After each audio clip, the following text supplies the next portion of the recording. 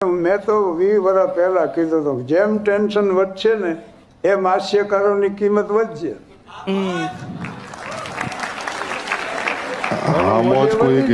માણસને થોડીક વારે ખુશ કરી દો બસ. મથુરને જોવા મહેમાન આવ્યા ને મને પૂછ્યું મુહૂર્ત એમ કઈ લાયકાત છે? મેં કીધું ઉંમર લાયક છે.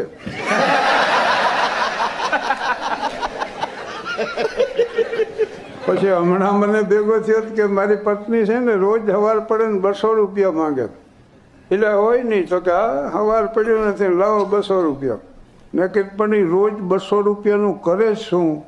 મને હું આપું તો ખબર પડે.